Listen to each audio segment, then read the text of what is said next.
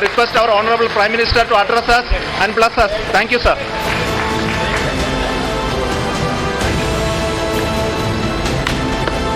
मेरे प्यारे परिवारजनों, जब हम अपनी आंखों के सामने ऐसा इतिहास बनते हुए देखते हैं तो जीवन धन्य हो जाता है। ऐसी ऐतिहासिक घटनाएं राष्ट्र जीवन की चिरंजीव चेतना बन जाती है। ये पल अविस्मरणीय है। ये क्षण अभूतपूर्व है। ये क्षण विकसित भारत के शंखनाद का है।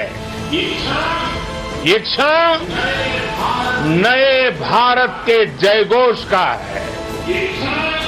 ये क्षण मुश्किलों के महासागर को पार करने का है। ये क्षण जीत के चंद्र पथ पर चलने का है। ये क्षण 140 करोड़ धड़कनों के सामर्थ्य का है। ये क्षण भारत में नई ऊर्जा, नया विश्वास, नई चेतना का है। ये क्षण भारत के उदयमान भाग्य के आह्वान का है। अमृत काल की प्रथम प्रभा में सफलता की ये अमृत वर्षा हुई है। हमने धरती पर संकल्प लिया और चांद पर उसे साकार किया। और हमारे वैज्ञानिक साथियों ने भी कहा, India is now on the moon. आज हम अंतरिक्ष में नए भारत की नई उड़ान के साक्षी बने हैं। साथियों, मैं इस समय ब्रिक्स समिट में हिस्सा लेने के लिए दक्षिण अफ्रीका में हूं, लेकिन हर देशवासी की तरह मेरा मन चंद्रयान महाअभियान पर भी लगा हुआ था। नया इतिहास बनते ही हर भारतीय जश्न में डूब गया है। हर घर में उत्सव शुरू हो गया है। हृदय से मैं भी अपने देशवासियों के साथ, अपने परिवारजनों के साथ इस उमंग और उल्लास से जुड़ा हुआ हूं। मैं टीम चंद्रयान को, इसरो को और देश के सभी वैज्ञानिकों को जी जान से बहुत बहुत बधाई देता हूं, जिन्होंने इस पल के लिए वर्षों तक इतना परिश्रम किया है। उत्साह, उमंग, आनंद और भावुकता से भरे इस अद्भुत पल के लिए मैं 140 करोड़ देशवासियों को भी कोटि कोटि बधाइयां देता हूं। मेरे परिवारजनों, हमारे वैज्ञानिकों के परिश्रम और प्रतिभा से भारत चंद्रमा के उस दक्षिणी ध्रुव पर पहुंचा है, जहां आज तक दुनिया का कोई भी देश नहीं पहुंच सका।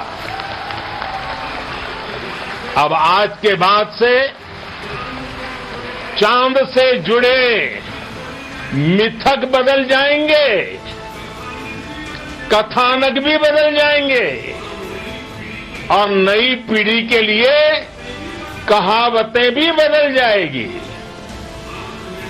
भारत में तो हम सभी लोग धरती को मां कहते हैं और चांद को मामा बुलाते हैं।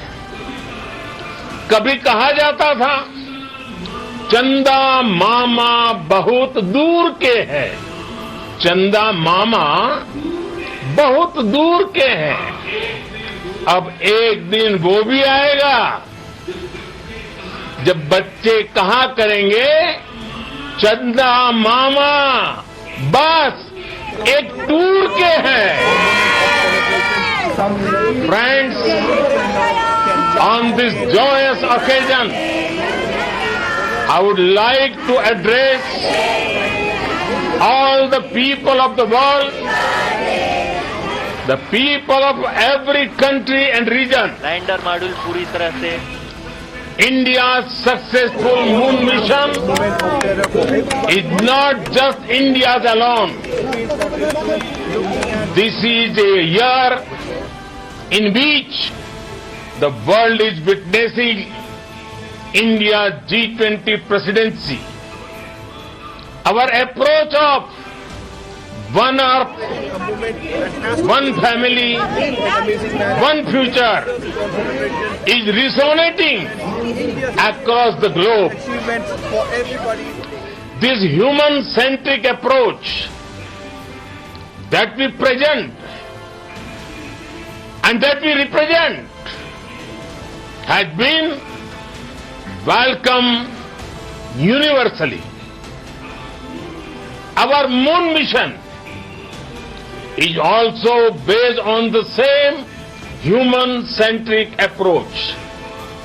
Therefore, this success belongs to all of humanity, and it will help moon missions by other countries in the future.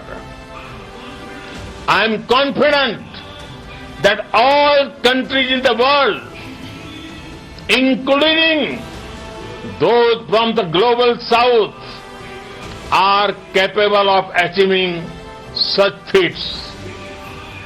We can all aspire for the moon and beyond. मेरे परिवारजनों, चंद्रयान महाअभियान की ये उपलब्धि भारत की उड़ान को चंद्रमा की कक्षाओं से आगे जाएगी। हम हमारे सौर मंडल की सीमाओं का सामर्थ्य परखेंगे और मानव के लिए ब्रह्मांड की अनेक संभावनाओं को साकार करने के लिए भी जरूर काम करेंगे। हमने भविष्य के लिए कई बड़े और महत्वाकांक्षी लक्ष्य तय किए हैं।